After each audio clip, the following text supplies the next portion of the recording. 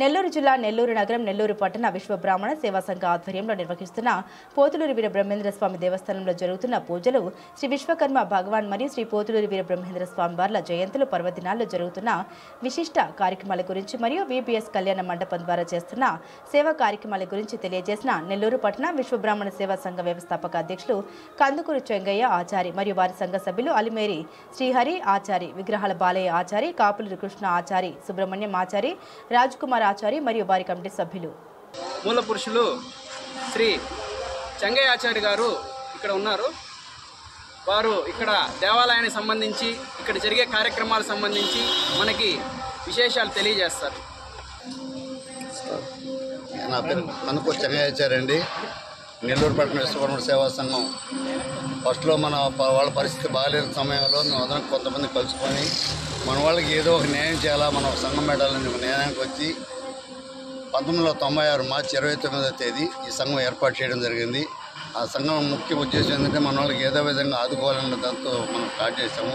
అప్పటి నుండి కూడా ఏదన్నా అశుభకార్యానికి 5,000 రూపాయలు, శుభకార్యానికి 5,000 నుండి 10,000 వరకు, ఆరోగ్యం బాగాలేని వాళ్ళకి దాదాపు 25,000 వరకు మేము సహాయపడున్నాము. అదేవిధంగా కొన్ని తుఫాను సందర్భాల్లో కూడా కొన్ని సందాల దండి కొన్ని రాష్ట్రాలు కూడా పంపించిన రోజులు ఉన్నాయి. ఇదే మూమెంట్లో 2000 సంవత్సరంలో విబిఎస్ కళ్యాణ మండపం మన ఆసియాలో మొదటిది విబిఎస్ కళ్యాణ మండపం నిర్మించడం జరిగింది. దాంట్లో మన విశ్వబ్రాహ్మణుల దగ్గర మాత్రమే సందాల దండి, మిగతాది బ్యాంకులు అప్పు తీసుకొని అప్పట్లో ఒక్కల రాజశ్రమ మహాతల్లి ఆమె ద్వారా మనం 10 లక్షల రూపాయలు ఫండ్ తీసుకొని ఈ కళ్యాణ మండపం పూజ చేయడం జరిగింది. ఇదే సమయంలో రెండో ఆశయం మంది వీరబ్రహ్మేంద్ర స్వామి, గోవిందమాంబ, అదేవిధంగా విశ్వకర్మ, గాయత్రీదేవి, వినాయకుడి గుడి, ఈ 5 మంది గుళ్ళు కట్టాలని ఒక ఆశయంతో 2006 ఏప్రిల్ 30 మార్చి 17వ తేదీ శంకుస్థాపన చేయడం జరిగింది. 2008 ఏప్రిల్ 30వ తేదీ ప్రతిష్ఠ చేయడం జరిగింది. దీనికి ప్రతి ఒక్కరూ మన కుల మతాలకు అతీతంగా ప్రతి ఒక్కరూ మనకు సహాయపడ్డ వాళ్ళే. దీంట్లో ముఖ్యమైన వ్యక్తి ఆనం వివేకానంద రెడ్డి గారు మాకు అన్ని విధాలు మాకు సహాయపడి అధికారికంగా అనధికారికంగా మాకు అన్ని విధాలు సహాయపడి మాకు హెల్ప్ చేసినట్టు మహానుభావుడు ఆయన. అప్పటి నుండి కూడా ఇప్పటివరకు ఈ గుళ్ళో 4 కార్యక్రమాలు సంవత్సరానికి జరుగుతుంటాయి. ఏప్రిల్ 30న విగ్రహ ప్రతిష్ఠ జరిగింది. అప్పటి నుండి కూడా సంవత్సరంలో 4 కార్యక్రమాలు జరుగుతాయి. సెప్టెంబర్ 17వ తేదీ విశ్వకర్మ జయంతి, తర్వాత ఏప్రిల్ 30 వచ్చేసి ఏప్రిల్ నెలలో వచ్చి బ్రహ్మంగారి కళ్యాణం, తర్వాత బ్రహ్మంగారి ఆరాధన, నవరాత్రి ఉత్సవాలు, ఈ విధంగా 4 ఉత్సవాలు జరుగుతాయి. దీనికన్నిటికీ మా విశ్వబ్రాహ్మణ మా కమిటీ నెంబర్లు అయితేనేమి, విశ్వబ్రాహ్మణ కులమిత్రులు అయితేనేమి, పుర ప్రజలు అయితేనే ప్రతి ఒక్కరి సహాయ సహకారాలతో ఈ యొక్క గుళ్ళో కార్యక్రమాలు ప్రతి ఒక్కటి మేము తప్పనిసరిగా జరిపిస్తూ అదేవిధంగా ఇంకా ముందుకు పోయేదానికి అందరూ ఇదే విధంగా సహకరించాలని కోరుకుంటూ మీ ద్వారా తెలియపరుస్తుంది. 2,000 రూపాయలు విలువ చేసే ఈ యొక్క సంక్రాంతి కానుకూడ ఇస్తున్న ఉప్పు, పప్పు, 2 జతల బట్టలు, అదేవిధంగా 15 రోజులు ధాన్యాలు అన్నీ కూడా ఏర్పాటు చేసాము. ఇప్పుడు మా పరిస్థితులకు కొంచెం ఆపున్నాము. మళ్ళీ ఈ కరోనాలో కొన్ని ఇబ్బందులు పడి కొంచెం అప్పుల పాలయ్యాము ఈ కళ్యాణ మండపం ద్వారా. అయినా తీరిన తర్వాత మళ్ళీ యథాపరంగా ఎన్ని కొనసాగిస్తామని తెలియదు. అలానే కాపులూరు కృష్ణ గారు నెల్లూరు పట్టణ విశ్వబ్రాహ్మణ సేవా సంఘ ఉపాధ్యక్షుడు, అలాగనే ఇక్కడ CK Krishna English medium school నిర్వాహకులు కూడా, వారు కూడా ఇక్కడ జరిగే దేవాలయం అలాగనే కళ్యాణ మండపం సంబంధించిన విశేషాలు వారు కూడా తెలియజేస్తారు.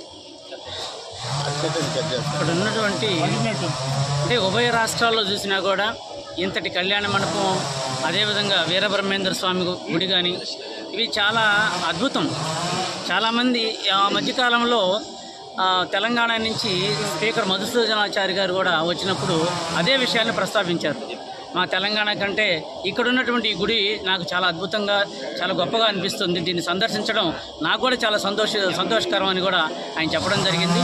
అయితే ఇక్కడ మాకు విశ్వబ్రాహ్మణులు అందరూ కూడా ఐకమత్యంగా కలిసి ఈ గుడి అదేవిధంగా ఈ కళ్యాణ మండపం వాటిల్లో మొదటి నుంచి కూడా సహకారం అందిస్తూ వస్తున్నారు. అదేవిధంగా ఇప్పుడు కూడా వాళ్ళ సహకారం ఎంతో అవసరం.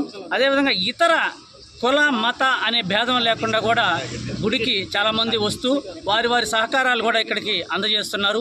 ఇంకా విరివిగా మనం మా విశ్వబ్రాహ్మణులనే కాకుండా వీరబ్రహ్మేంద్ర స్వామికి భక్తులనంటే కుల మత భేదం లేకుండా చాలామంది భక్తులు వస్తున్నారు. అదేవిధంగా ఉభయ రాష్ట్రాల్లోనే కాకుండా దేశం మొత్తం మీద కూడా ఆయన భక్తులు చాలామంది ఉన్నారు. ఎందుకంటే కాలజ్ఞానం అనేది ఈరోజు ప్రపంచవ్యాప్తంగా తెలిసినటువంటి విషయం. కాబట్టి ఈ విషయంలో వీరబ్రహ్మేంద్ర స్వామి యొక్క మహత్యాన్ని ఇక్కడికి వచ్చేటటువంటి భక్తులు ప్రతి సోమవారం ఇక్కడ పల్లకీ సేవ జరగడం, అదేవిధంగా లలితా సహస్రనామ ఉచ్చారణ ఇవి కూడా పారాయణం జరగడం, ఇవన్నీ కూడా జరుగుతూ వస్తున్నాయి.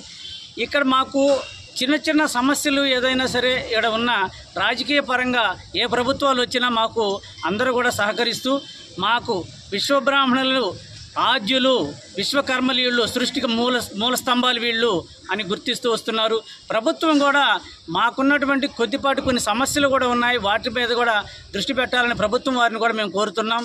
అదేవిధంగా మంగళసూత్రం ఇలాంటివన్నీ కూడా విశ్వకర్మ చేతుల మీదుగా ఎవరైతే ఈ స్వర్ణకారులు విశ్వకర్మలు ఉన్నారో వారి చేతి మీదుగా జరిగితే శుభమని అనాదిగా ఉన్నటువంటి నానుడి, ఆ నానుడిని గుర్తు చేస్తూ మాకు ఆ అవకాశాన్ని మా విశ్వబ్రాహ్మణులకి ప్రత్యేకించి కల్పించాలని, అదేవిధంగా వివిధ రకాల గుడుల్లో కూడా పౌరోహిత్యంలో మాకున్నటువంటి వాటిలో మా వృత్తుల్లో పౌరోహిత్యం కూడా ప్రముఖ వృత్తి. దీంట్లో కూడా మా వాళ్ళు పౌరోహిత్యం చేస్తూ పెళ్ళిళ్ళు కానీ శుభకార్యాలు అన్ని కార్యాల్లో కూడా మా వాళ్ళు ఉంటున్నారు. మిగిలిన దేవస్థానాలు ముఖ్యంగా తిరుమల దేవస్థానంలో కూడా మా వారికి కూడా మాకు కూడా విశ్వబ్రాహ్మణులకి అక్కడ ఒక అవకాశం కల్పించాలని కూడా ఈ సందర్భంగా ప్రభుత్వాన్ని కోరుతూ సెలవు తీసుకుంటున్నాను. Thank you. జై విశ్వబ్రాహ్మణ సంఘం, జై విశ్వబ్రాహ్మణ, జై విశ్వకర్మ, జై విశ్వకర్మ, జై విశ్వబ్రాహ్మణ, జై విశ్వబ్రాహ్మణ సేవా సంఘం, జై గాయత్రి మాత, వీరబ్రహ్మేంద్ర స్వామికే, గోవింద మాంబకే, జై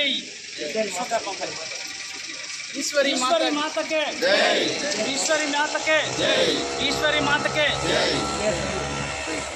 సిద్ధయ్య స్వామికే, సిద్ధయ్య స్వామికే, సిద్ధయ్య స్వామికే.